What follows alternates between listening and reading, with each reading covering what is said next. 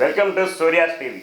మన ఛానల్ నందు ఈరోజు యువతకి అవకాశం కల్పించాలి, రాజకీయాల్లో యువత భరోసా కావాలి అని నానుడు పదంకి ఈరోజు విజయవాడ సెంట్రల్ నియోజకవర్గంలోని ఒక యువ కెరటం ఇండిపెండెంట్గా పోటీ చేస్తూ తాను చేయబోయే కార్యక్రమాలు ఏమిటి అనే విషయం మీద చర్చించుకోవడానికి మన స్టూడియో నుండి వచ్చారు. నమస్కారం అండి. నమస్కారం అండి. ఇండిపెండెంట్గా పోటీ చేస్తున్నారు, మీకు సీటు ఆశించారా? రాజకీయాలలో అందరికీ రావాలని ఉంటుంది యువతకి, కానీ అవకాశం ఇస్తారా ఇవ్వరా అనేది అందరికీ తెలిసిన విషయమే. అవును, అవకాశాలు చాలా తక్కువ. ఎందుకంటే ఆల్రెడీ ఉన్న వాళ్ళందరూ కూడా సర్దుకునే విషయంలో కొత్త వాళ్ళకి అవకాశాలు అయితే ఎవరు ఇవ్వట్లేదు. మరి అవకాశం ఇవ్వట్లేదు అని యువత సైలెంట్గా కూర్చుంటే అది అవ్వని పని.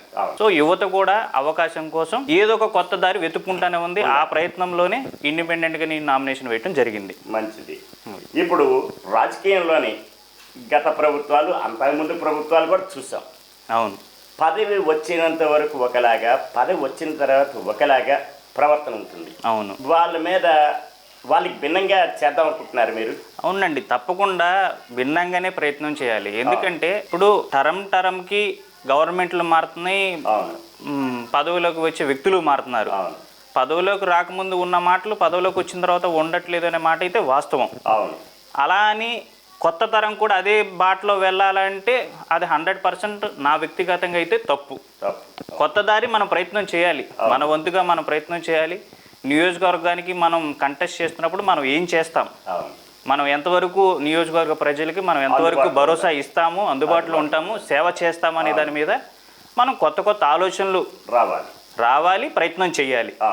అది దాన్ని బట్టి పోటీగా ఇరు పార్టీలు డబ్బు వెదజల్లుతూ వాళ్ళ తాలూకు ఫాలోయింగ్ పెంచుకుంటూ ఉన్న సమయంలో ఇండిపెండెంట్గా వేసి గెలవగలమా అనే కొంతమందికి అనుమానం వస్తుంది.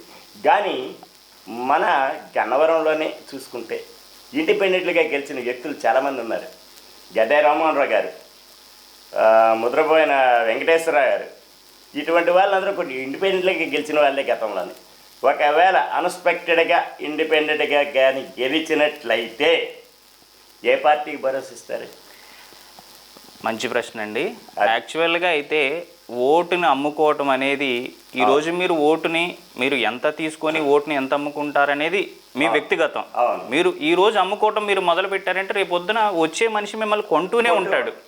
మీరు కొనటం ఎప్పుడైతే మీరు కొనటం మొదలు పెట్టిన తర్వాత మీకు న్యాయం జరగదు. అధికారంలోకి వచ్చిన తర్వాత ఆ మనిషి ఎప్పుడైనా కొనటం మొదలేసిన తర్వాత తన పని తాను చేసుకెళ్తాడు, కానీ మీకు అభివృద్ధి ఎందుకు చేస్తాడు? మీరు అడగటానికి కూడా అనర్హులు అవుతారు. అది దాన్ని బట్టి ఓటు అమ్మటం అనేది అది కరెక్ట్ విషయమైన కాదు. అలాగే మీ సీటు ఒకవేళ గెలిస్తే ఎమ్మెల్యేగా ఇరు పార్టీలు ఉంటాయి, ఆ పార్టీకి ఏ పార్టీకి మద్దతు ఇస్తారు? ఇప్పుడు వరకు అయితే నేను ఏ పార్టీకి మద్దతు ఇవ్వాలనే నిర్ణయం అయితే నాకు లేదండి. కానీ ఇండిపెండెంట్గానే నేను పోటీ చేస్తాను. ప్రజలకి ఎప్పుడూ నేను నియోజకవర్గ ప్రజలకు అందుబాటులో ఉండటానికి నేను ప్రయత్నిస్తాను. నేను కింద స్థాయి నుంచే వచ్చాను. నాకు తెలుసు కింద స్థాయి వాళ్ళ కష్టాలు ఏంటి, పరిస్థితులు ఏంటి అన్నీ నేను చూస్తూనే పెరిగాను. నా వంతుగా నేను నియోజకవర్గ అభివృద్ధి చేయడానికి నేను కష్టపడతాను. ఓకే. ఇప్పుడు ఇండిపెండెంట్గా ఉన్నా సరే గలం విప్పి స్వరంతో అసెంబ్లీలోని తన ప్రశ్నలతో తన నియోజకవర్గం వరకు న్యాయం చేసుకోవచ్చు. చెయ్యాలి. చేయకపోతే ఎలా అండి? మనకు అవకాశం ఇచ్చిన ప్రజల తరపున మనం అసెంబ్లీలోకి వెళ్ళి మాట్లాడాలి. మనం గలం ఎత్తి మాట్లాడితేనే కదా మన నియోజకవర్గానికి ఏదైనా అభివృద్ధి జరిగేది. మనం గలం ఎత్తకపోతే ఎక్కడ నియోజకవర్గానికి అభివృద్ధి జరిగింది? అది జరగదు. సో గలం ఎత్తాలి. గలం ఎత్తాలి అంటే కొత్త తరం యువత రాజకీయాల్లోకి రావాలి. యువత రాజకీయాల్లోకి వస్తేనే ముసలి వారు అయినటువంటి వారు, వృద్ధులు, వాళ్ళు రాజకీయ సేవలు చేస్తామని పేరుతోటే వస్తున్నారు, కానీ వాళ్ళు చేయగలరా? ఎండలో తిరగగలరా? కష్టం వచ్చిన వాడికి కాంపౌండ్ లోపలికి రానియగలుగుతున్నారా? రానియటం లేదే. రాజకీయం ఒక వారసత్వంగా తమ తర్వాత తమ బిడ్డలు అలాగే చూసుకుంటున్నారు తప్ప నలుగురికి పంచాలని లేదు. అవును, కొత్త వాళ్ళని ఎవరిని రాజకీయాల్లో రానివ్వట్లేదు అనేది మాట వాస్తవం. ఏది ఏమైనా మన ప్రయత్నం అయితే మనం చేయకుండా అయితే మనం ఆగం. ఈ పోటీ రాజకీయాల్లోని యువకుడివి, నీ వెనక బలము లేదు, ఆర్థిక స్థితి కూడా అంతంత మాత్రమే తెలుసును. ఈ పోటీ రాజకీయాల్లోని ఎవరైనా సరే గూండాలు కానీ ఎవరైనా అటాచ్ చేస్తే ఏం చేస్తారు?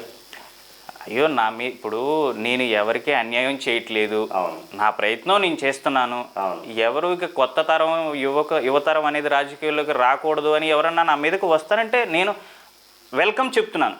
అది నేను హార్ట్ఫుల్గా వెల్కమ్ చేస్తున్నాను. ఎవరికన్నా నా మాట వల్ల మీరు ఏమన్నా ఇబ్బంది పడుంటే హార్ట్ఫుల్గా మీరు ఎనీ టైం నన్ను కలవచ్చు, మీరు ఎలా అయినా రావచ్చు నా మీదకి.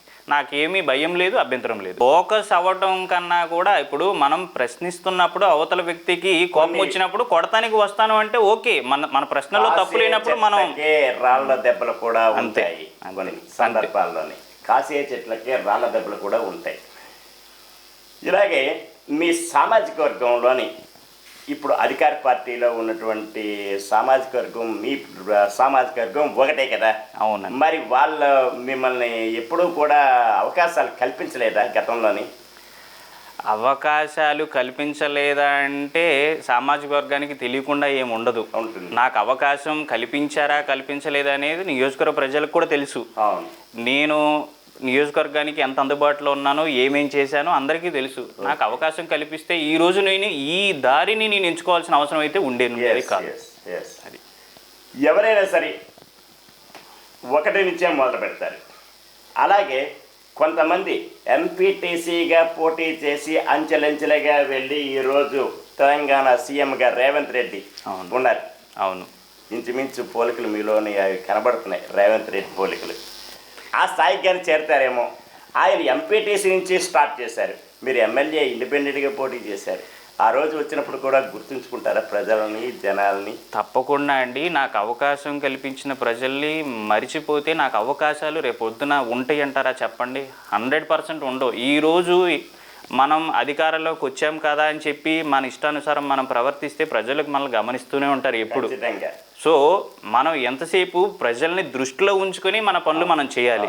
మనం అధికారంలోకి వచ్చాం కానీ మన ఇష్టానుసారం మనం ప్రవర్తిస్తే మాత్రం అధికారం మనం ఎక్కువ రోజులు ఉంచుకోలేము. ఇక్కడ విజయవాడ సెంట్రల్ నియోజకవర్గంలో మీరు ఇండిపెండెంట్గా పోటీ చేశారు. పోటాపోటీగా డబ్బులంటే అప్పుడు వీటిలో చూపించింది వేరు, ఉన్నది వేరు. ఖర్చులేమో ఎలక్షన్ కమిషన్ చూపించింది వేరు, వీళ్ళు చూపించింది వేరు. కానీ కంటి ముందే కనిపిస్తున్నాయి. లక్షలాది రూపాయలు, కోట్లాది రూపాయలు అంత ఖర్చు పెట్టలేదు. కానీ ప్రతి ఒక్క ఓటు కూడా విలువైంది. ఆ పోటీ ప్రపంచంలో మీ యొక్క సామాజిక వర్గం, మీ బంధువుల్లోనూ ఉన్నటువంటివే ఇంచుమించు 5 నుంచి 1000 వరకు ఓట్లు ఉన్నాయి. ఆ ఓట్లతోటి కూడా అవతల మనిషి గెలవచ్చు, ఓడవచ్చు కూడా. మీరు అడిగిన ప్రశ్నలో మంచి ప్రశ్న అండి.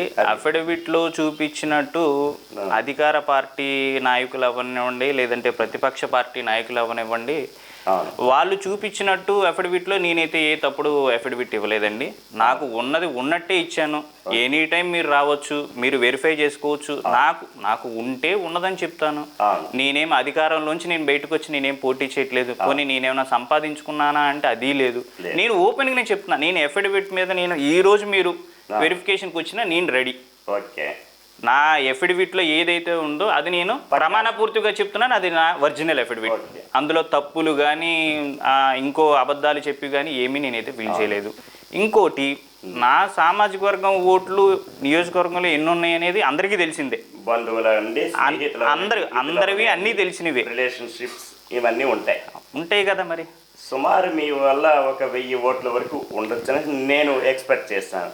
ఆ 1000 ఓట్లే కాదు, గత ప్రభుత్వం మార్పు చేర్పులకి ఒక 25 ఓట్లు మార్పుల్లోనే ఒకరు ఓడిపోయారు, ఒకరు గెలిచారు. ఆ 25 ఓట్లలోనే మీ ఓట్లు ఉంటే వాళ్ళు గెలిచినేమో, లేకపోతే వీళ్ళు గెలిచినేమో, అది కీలకం అవుతుంది కదా. నా ఓట్లు ద్వారా ఓటమి గెలుపు అనేది నిర్ణయించబడుతుందంటే నేను చాలా సంతోషిస్తానండి. ఎందుకంటే ప్రతి ఓటు విలువైనది. ఆ విషయం అధికారంలోకి వచ్చే ఏ వ్యక్తి అయినా మర్చిపోకుండా గుర్తుంచుకుంటే దానికోసమైనా మనిషి కష్టపడి పనిచేస్తాడు నియోజకవర్గ ప్రజలకి. అదైతే నేను అందుకోసం నా ఓటు ఎంతో కొంత ప్రభావితం చేస్తుంది, నాకు పడే ఓటు ఎంతో కొంత అవకాశాలు కల్పిస్తుంది అనుకుంటే నేను చాలా సంతోషిస్తున్నాను. రాజకీయాల్లోకి యువత వస్తారు. ఆ రాజకీయం కూడా కొందరికి తెలియని ఎడ్యుకేటెడ్స్, అన్ఎడ్యుకేటెడ్స్ కూడా రాజకీయాల్లోనూ ఉన్నారు. ఏ ఉద్యోగంకైనా సరే, గుమస్తాగిరికైనా సరే కనీసం డిగ్రీ కావాలి.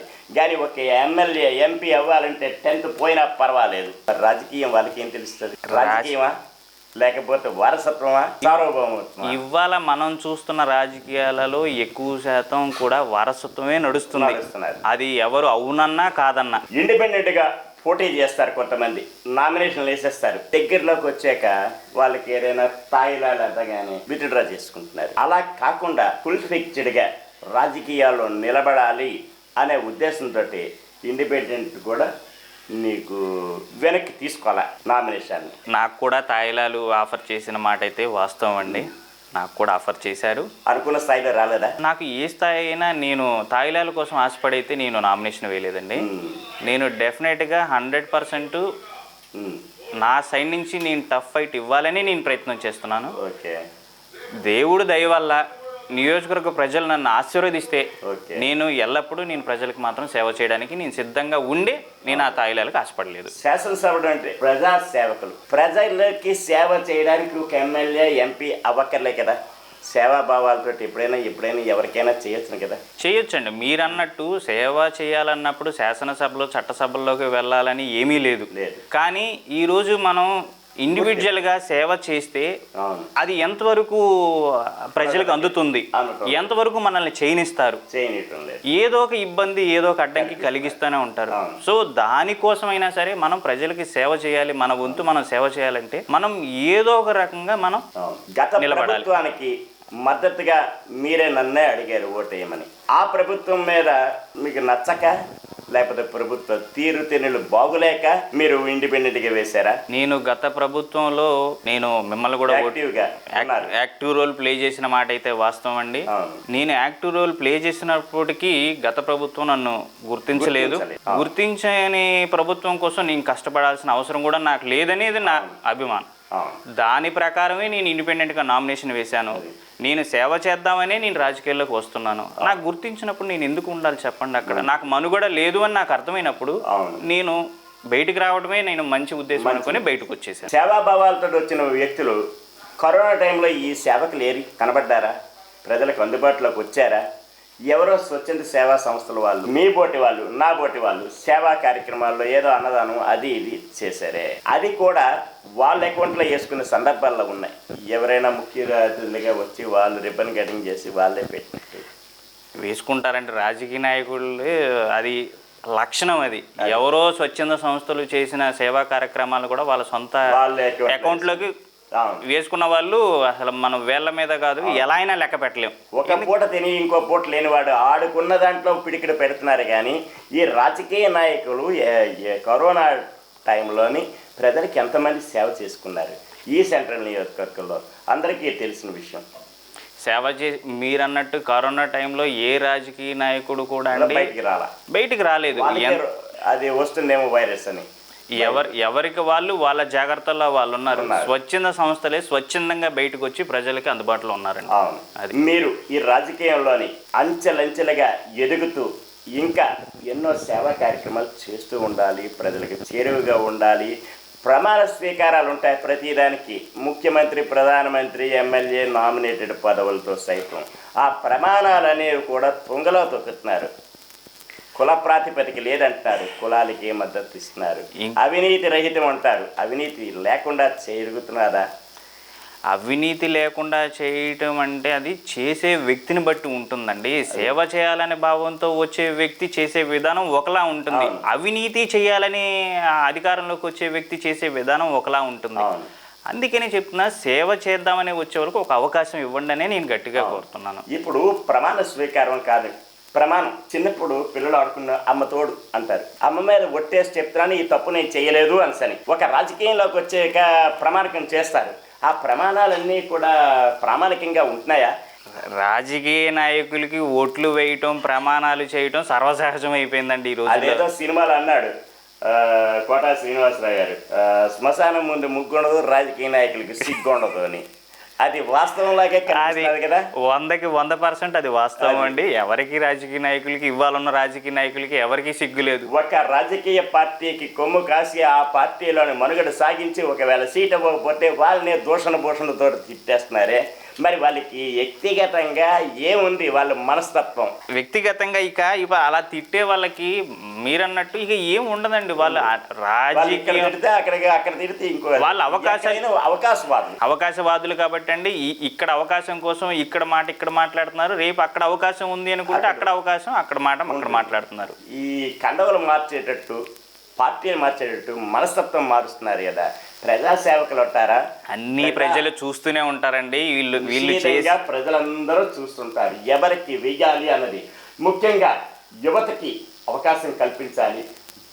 రేపు రాబోయే 13వ తారీఖు ఎన్నికల్లోని స్వచ్ఛందంగా ప్రతి ఒక్కరూ కూడా మనస్ఫూర్తిగా ఎవరికి వేస్తే ఉపయోగదాయకం. ఈ రోజు ఇచ్చిన 500, 1000 వలన మీ మనుగడ జీవితం కాదు.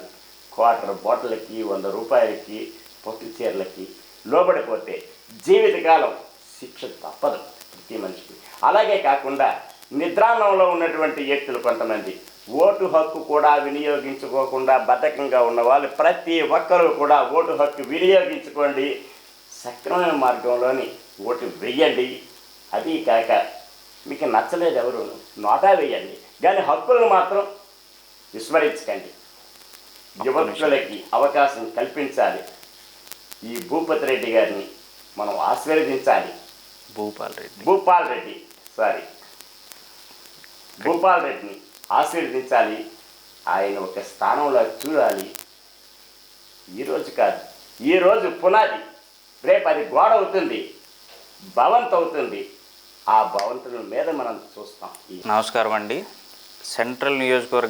విజయవాడ సెంట్రల్ నియోజకవర్గం నుంచి అసెంబ్లీకి నేను ఇండిపెండెంట్గా పోటీ చేస్తున్నాను. నా గుర్తు బెలూన్ గుర్తు అండి. Serial number 20. బెలూన్ గుర్తుపై ఓటు వేసి నియోజకవర్గ ప్రజలందరూ మీరు నన్ను ఆశీర్వదిస్తారని కోరుకుంటున్నానండి మనస్ఫూర్తిగా. యువతకి ఖచ్చితంగా మన నియోజకవర్గం అండగా నిలబడుతుందని ఆశిస్తున్నాను. విజయవాడ సెంట్రల్ నియోజకవర్గంలో ఎస్సీ, ఎస్టీ, బీసీ, మైనారిటీ, బ్రాహ్మణ మరియు నాగవంశ సాధికారత, అలాగే రెడ్డి సామాజిక వర్గం, ఇలా చాలా వర్గాలు ఉన్నాయి. వివిధ వర్గాల్లో ఉన్నటువంటి వ్యక్తులందరికీ కూడా అందుబాటులో ఉండే వ్యక్తి, చురుకైన వాడు, యువకుడు, వివాహం కూడా కాలేదు, ప్రజాసేవకే అంకితంగా ఉంటాడు, ప్రజలకి అనుకూలంగా ఉంటాడని నమ్మకంతో మీ అందరూ కూడా ఒక్కసారి అవకాశం ఇవ్వండి. ఒక్కసారి అవకాశం ఇచ్చి బాగుంటే అప్పుడు మీరే చూస్తారు. ధన్యవాదాలు. ధన్యవాదాలు.